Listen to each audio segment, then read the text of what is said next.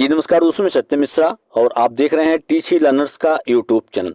दोस्तों यहाँ पे हम बात करने वाले हैं शिक्षकों के स्थानांतरण को लेके। आखिर शिक्षकों के स्थानांतरण की जो प्रक्रिया है कब तक शुरू होगी, अभी कहाँ तक पूरा मामला जो है पहुंचा है, स्थानांतरण की प्रक्रिया जो है शुरू होने में अभी कितना विलंब लगेगा, तो उसको लेकर दोस्तों यहाँ पे फिलहाल अपडेट आ चुकी है।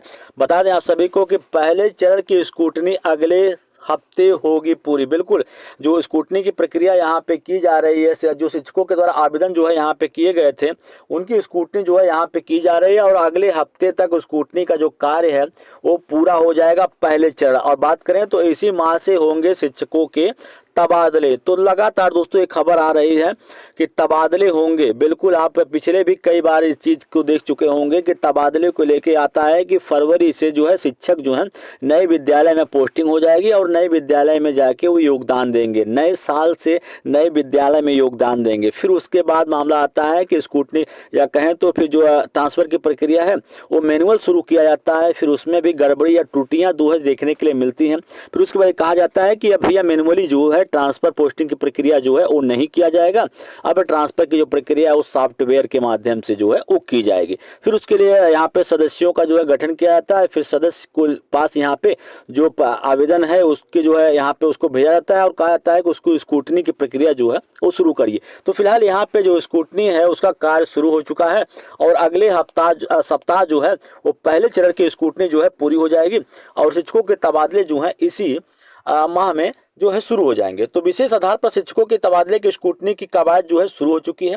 खासतौर पर कैंसर और अन्य गंभीर बीमारियों के आवेदक की स्क्रूटनी जो है अगले हफ्ते मध्य तक जो है पूरी हो जाने की पूरी यहाँ पे संभावना या उम्मीद जताई जा रही है। इसके बाद उसके तबादले की जो प्रक्रिया है वो शुरू की जाएगी और इस मामले में तबादले की तकनीकी आदेश जिम्मेदार विशेष समिति को लेना है और तबादले की प्रक्रिया इसी फरवरी में शुरू हो जाएगी, क्योंकि स्क्रूटनी की प्रक्रिया बहुत ही तेजी के साथ चल रही है। तो बिल्कुल भैया तेजी के साथ हमेशा चलता है लेकिन बीच में जाके रुक जाता है।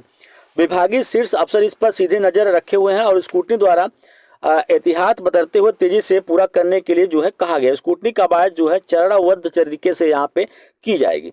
बता दें यहाँ पे कि तरफ से स्क्रूटनी के बाद ही आवेदन संबंधित जिलों के जिला शिक्षा पदाधिकारी के पास जो है भेज जाएंगे। तो जिला शिक्षा पदाधिकारियों को सॉफ्टवेयर संचालन की ट्रेनिंग जो है वो दी गई है और इससे ही शिक्षकों का जो है तबादला करना है। किस स्कूल में कितनी जगह है इसकी जानकारी सॉफ्टवेयर में सिर्फ डीओ को ही पता होगी। हालांकि डीओ को यह पता नहीं होगा कि यह जिस शिक्षक को स्कूल आवंटित कर रहा है वह कौन सा शिक्षक है। बिल्कुल यहाँ पे शिक्षकों के ट्रांसफर या शिक्षकों को लेके जानकारी यहाँ पे डीओ को भी यहाँ पे कोई भी जानकारी नहीं होगी। तो इस तरह तबादले में पारदर्शिता और निष्पक्षता के लिए तकनीकी स्तर पर जो है वो इंतजाम किए गए हैं। तो कहने का मतलब शिक्षकों को यहाँ पे कोड जो है प्रोवाइड किया जाएगा और उसी कोड के अकॉर्डिंग जो है उनका ट्रांसफर पोस्टिंग करना है। और यहाँ पे ट्रांसफर शिक्षकों के बारे में जानकारी डीओ तक नहीं होगा कि किस शिक्षक का ट्रांसफर वो कर रहे हैं। चलिए यहाँ पे अगर हम बात करें तो हटाए गए शिक्षकों के जिलों से जानकारी जो है वो मांगी गई है।